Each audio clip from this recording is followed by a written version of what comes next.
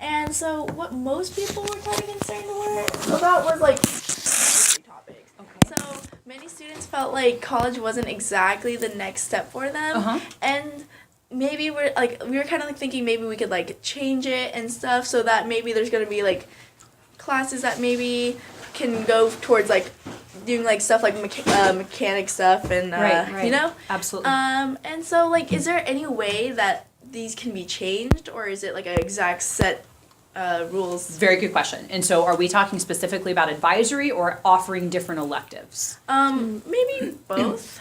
I mean, I don't know. Both answers might be kind of Okay, cool so to see. advisory, the whole intent or idea behind advisory is to really have a period of time built into the schedule to prepare students for both college and career. Okay. So actually both of those are supposed to be covered. It's the 9th and 10th graders have one kind of lesson plan going, and then the 11th and 12th graders have a whole nother set of lessons going so that there's not overlap with them. I know there's a large focus in the junior and senior year on, applications for college, resume writing, your letter of intent, all of that. And then the freshmen and sophomores focus a lot on the character development, and kind of even just talking about like the 4-year plan for high school. So adding in additional pieces that focus more on career is absolutely an easy thing to do. And I think it's really important that we hear from you guys about what is working and what isn't, what you want, so that we can add those pieces in.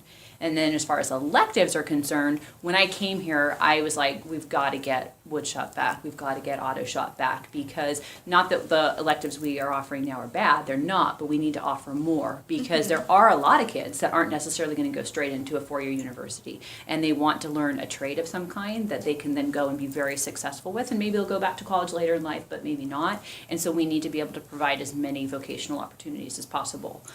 So I'm a big supporter of that. I'm actually working currently with Solano Community College right now to get our auto shop up and running for August. And so that looks like we've got the green light for that.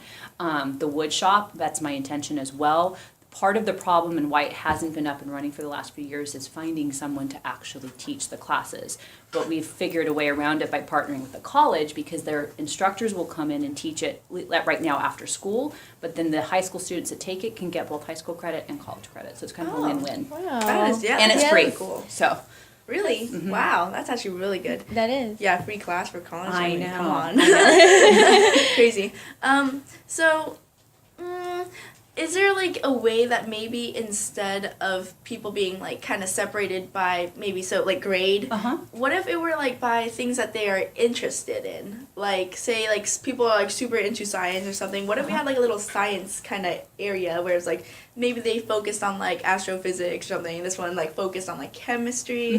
Like, is that any possible thing? So, and are you thinking kind of more like pathways? So like a student comes in their freshman year and says, okay, my focus is engineering, and so then the courses that they take kind of follow in line with that. Is that what you're thinking, or are you thinking something different? Kind of like, kind of, but like mostly like kind of focusing about advisory, like maybe like, you know how like we get those people who come along during advisory and they're like, oh, this is like the fashion place, right? Like what if like we got people who were like specifically there for science or something to come in and talk to the science people, so it's like you never really waste your time in advisory about somebody kind of like being in there. You know what, that's actually a really good idea. And so almost what I'm hearing you saying, and correct me if I'm wrong, but almost utilizing advisory as a time when we have like these guest speakers come in, and students are then able to kind of disperse amongst the campus on, like, let's say we have a fashion institute come in, everyone that's interested in that during that advisory time can go to the library wherever the presentation is. If we have a speaker from BioRad or Genentech coming in, then they would be in a different area. Is that kind of what you're talking about?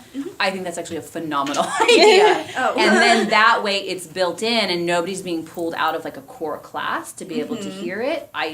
Good job on that one. I will pass that on to our college and career tech, because I think that's phenomenal. Oh, okay. Cool beans. Yeah. What other questions?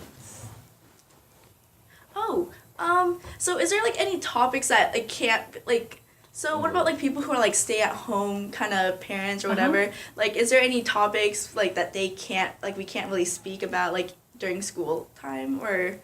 Cause I'm not sure I understand the question exactly. Are you talking about like a religious piece that someone would know? Like what's the bar, like what's going over the line in topics?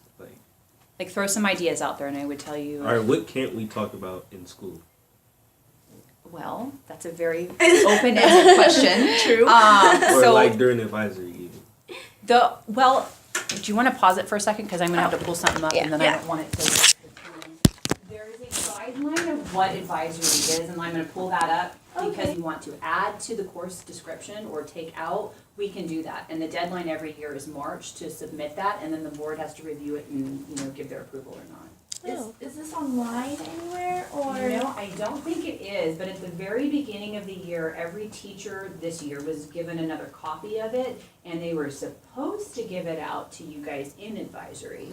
And every student, I don't know if that happened, but it laid out what the criteria was. You also would have had kind of like a checklist of items that need to be completed for your grade. You're supposed to have a portfolio. Is that happening in any of your? Did you? Yeah, I have a portfolio. Okay, Yeah, is yours that not happening? I'm not exactly sure. I mean, I know that we had to do. Who's your advisory teacher? Thompson? Okay. She's like a new teacher. She is That might new. be Could kind be. of. Might be why. Yeah. And who's your advisory teacher? Mr. Christian? Mr. Christian. Is he doing any of the stuff I've been talking about? He just made a portfolio, but we're not doing any assignments. Okay, and then what about you? I have Mr. Swalen. We did everything basically. Yeah, I would think he'd probably be pretty much on Yeah. top of it. All right, let me find this really quick. Too. It really leaves it open for us to bring in a variety of people because it says advisory is a classroom opportunity as much as it is a course for learning and growth. The curriculum that accompanies the advisory course covers a range of topics designed to promote college and career readiness, traits for success in life after high school, and tools for successful navigation in high school. The course also provides mentorship opportunities and relationship building among students and adults on campus. The content will be consistent during all 4 years of advisory, with the lessons being vertically aligned in grades 9 through 12. Okay. So, thank you. You're welcome.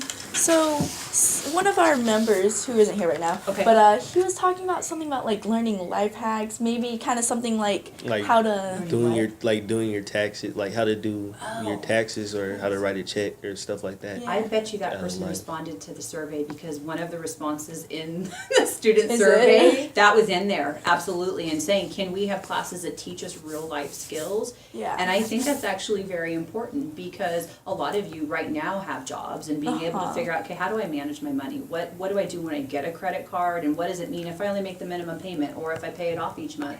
What does my credit score mean? I mean, all of that, Yeah. it's extremely important. And I was lucky when I was growing up, I worked all through high school myself, and my parents really helped support me through that, but not everybody has the parent that's gonna be able to guide them or the time to do that, so. Yeah, because that's really like something like even now like I'm actually like like when you fill in your tags and you're just like I don't really know what I'm doing.